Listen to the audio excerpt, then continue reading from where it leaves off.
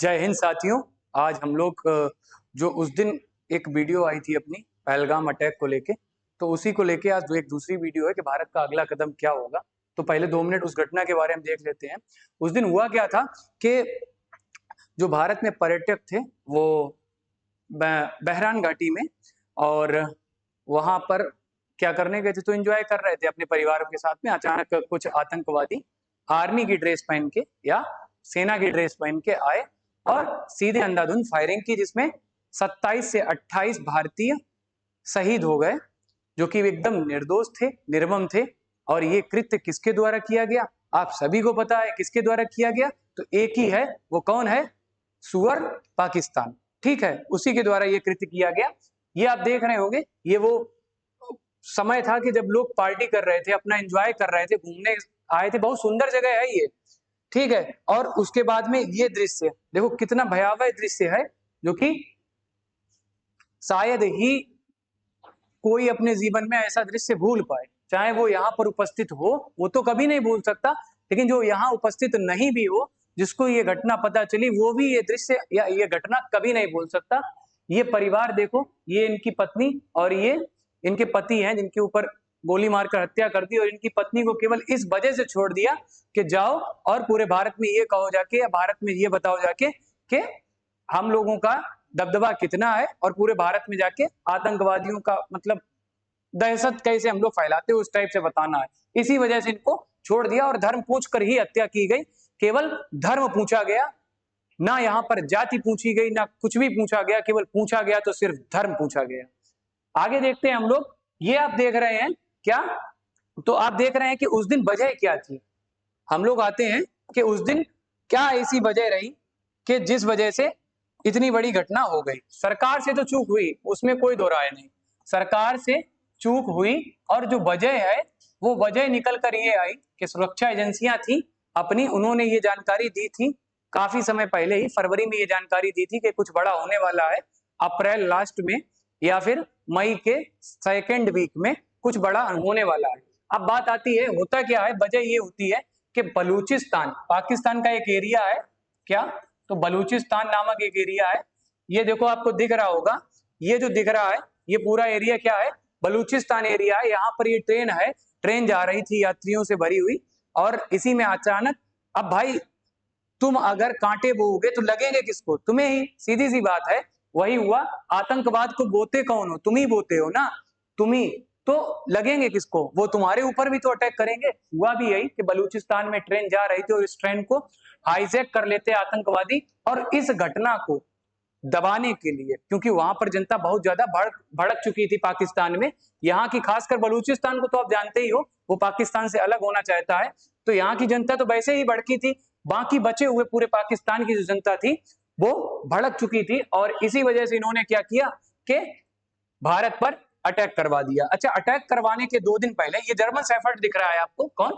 German shepherd, उस दिन बताया था, ये जर्मन शेफर्ड ही है, ये जो दिख रहा है। उस दिन इसने रावलपिंडी में क्या किया, एक भाषण दिया था, जिसमें इसने ये कहा था कि हम लोग बहुत अच्छे वाले मुसलमान हैं, बहुत बड़े मुसलमान हैं, हमसे बड़ा कोई नहीं। तो इन इन सुअरों को बताओ क्या, कि शेर शेर होते हैं और सुअर सुअर होते हैं। ये सुअर ही तो हैं, ये सुअर हैं, और हम कौन? तो हम शेर हैं। ठीक है, हम भारतीय मुसलमान जितने भी भारत में मुसलमान रहते हैं वो सब शेर हैं, और ये सुअर ही है। ठीक है, ये क्या मुसलमान अच्छे मुसलमान हैं, निर्दोष लोगों को हत्या कर दी। आओ भारत में कभी, आओ आमने सामने फाइट करो, तब समझ में आएगा। ये कुछ उस दिन की ऐसी तस्वीरें हैं जो कभी भी पाकिस्तान नहीं चाहेगा कि ऐसा कभी कुछ हुआ होता। ये जो आप फोटो देख रहे हो, ये साजिद भाई हैं। कौन? साजिद भाई हैं ये, और इन्होंने अपने पीठ पे बैठाल के, या बहुत सारी आप फोटो देख रहे हो, पीठ पे बैठाल के जो घायल हुए थे इस आतंकवाद घटना में, उनको ले जा रहे थे। ये सैयद भाई हैं। ये कौन है? ये सैयद भाई हैं। ये भी उस दिन की घटना में काफी लोगों को बचाते बचाते और आतंकवादियों की गोलियों के सामने आ गए, और इनकी भी मृत्यु हो गई या शहीद हो गए। ये उनका परिवार विलाप कर रहा। ये आप देख रहे हैं नजाकत भाई हैं, ये भी इस दिन में इन्होंने बहुत सारे लोगों की, लगभग 11 से 12 लोगों की जान बचाई थी।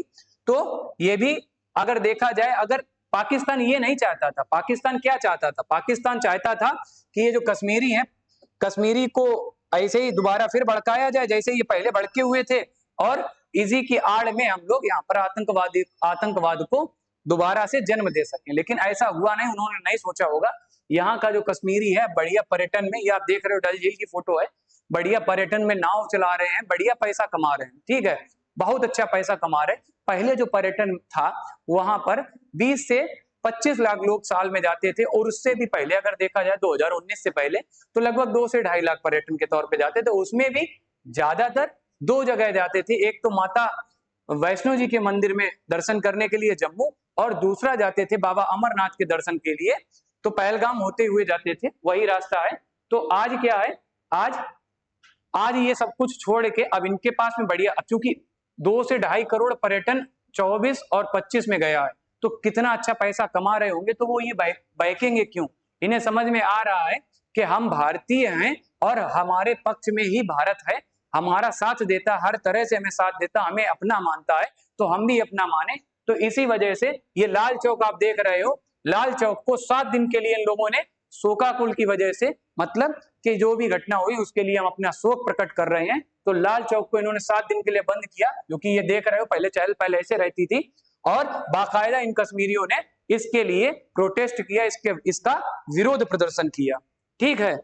तो ये घटना हुई। अब बात करते हैं क्या, तो बात करते हैं, कुछ पंक्तियां हैं रामधारी सिंह दिनकर जी की, रश्मिरथी की, और वो पंक्तियां ये हैं कि हम तो नहीं चाहते युद्ध। और वही पंक्तियों में ये बात कही भी है, भगवान श्री कृष्ण गीता में कहते हैं क्या, और उसी को रामधारी सिंह दिनकर जी ने अपनी एक पुस्तक है रश्मिरथी, उसमें उकेरा है उन शब्दों को, कि लास्ट में तो युद्ध होना ही है, उससे पहले जब भगवान जाते हैं कि युद्ध ना हो, तो मैत्री की राह बताने को, दुर्योधन को समझाने को, सबको सुमार्ग पर लाने को, भीषण विध्वंस बचाने को भगवान हस्तिनापुर आए, पांडव का संदेशा लाए। क्या कि 2 न्याय अगर तो आधा दो, 2 न्याय अगर तो आधा दो, पर उसमें भी यदि बाधा हो तो दे दो केवल 5 ग्राम, रखो अपनी धरती तमाम, हम वही खुशी से खाएंगे, परिजन परियसी न उठाएंगे। और दुर्योधन वह भी दे ना सका। यहां से सीखने को यह मिलता है कि भगवान ने भी एक बार अंतिम प्रयास किया था कि युद्ध ना हो, और ऐसे ही भारत भी अंतिम तरह से प्रयास कर रहा था इस घटना से पहले कि जो भी हो रहा है निपटा लो, प्यार से निपटा लो, आतंकवाद है, आप भी परेशान होगे तो आप भी इसको हमारा साथ देके खत्म करने का प्रयास करो। लेकिन नहीं, फिर अंतिम में जो भगवान की जो लाइनें होती हैं, क्या भगवान कहते हैं कि भगवान कुपित होकर बोले, जंजीर बढ़ाकर साध मुझे, हाँ दुर्योधन बांध मुझे, यह देख गगन मुझ में लया, यह देख पवन मुझ में लया। ये तो ये जो पूरी पंक्तियां हैं इसको हम यहीं रोक रहे, चूंकि फिर ज्यादा बड़ी वीडियो हो जाएगी। तो ये फिर भगवान कुपित होकर बोलते हैं या क्रोध में बोलते हैं कि अब तो युद्ध होना तय है, तो युद्ध होगा। तो वही है कि अब इनके साथ में क्या होगा, तो वो अब इनको पता चल जाएगा, और जो भी आतंकवादी थे वो तो 72 उरों के पास पहुंच ही चुके हैं, उसमें कोई दो राय नहीं। सरकार ने बहुत अच्छा काम किया कि उनको जल्द से जल्द जहां पे जाने चाहते थे 72 उरों के पास में बढ़िया पहुंचे होंगे, ठीक है। इसके बाद भारत सरकार का जो कदम रहा था क्या, तो भारत सरकार ने सलमा डैम जो था, सलाल डैम जो था उसका पानी बंद कर दिया था, और भी किशनगंगा परियोजना, बहुत सारी परियोजनाएं हैं, उनको बंद कर दिया था। ये जो नदियां देख रहे हो, ऊपर वाली 3 नदियां जो देख रहे हो, जिनका नाम है क्या, तो सिंधु हो गई, इसके बाद में सिंधु, इसके बाद चिनाब, ब्यास, ये जो 3 नदियां देख रहे हो, इसका पानी जो शिमला समझौता कब हुआ था, तो सितंबर 1960 में जो हुआ था शिमला समझौता, सिंधु जल समझौता हुआ था।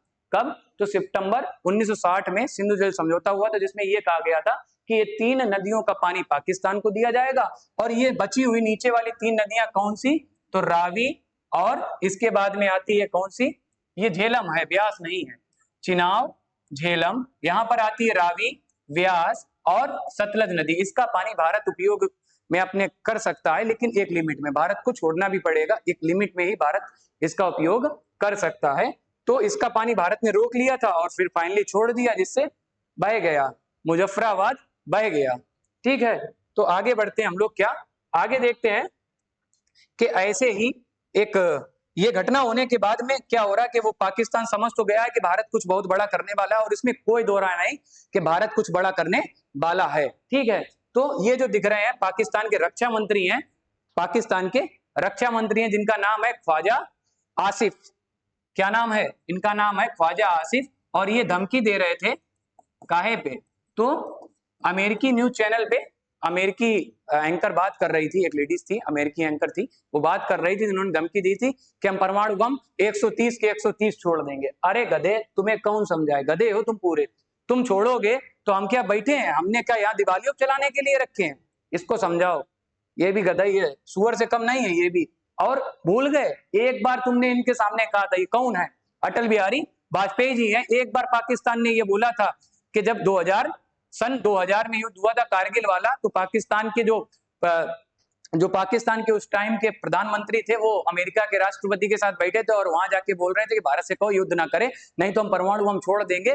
तो राष्ट्रपति जो अमेरिका के थे, उन्होंने भारत के प्रधानमंत्री के पास फोन किया और उस टाइम प्रधानमंत्री थे माननीय अटल बिहारी वाजपेयी जी, और उनसे कहा कि मैं परमाणु बम छोड़ दूंगा। पाकिस्तान कह रहा है मैं परमाणु बम छोड़ दूंगा, आप युद्ध ना करें।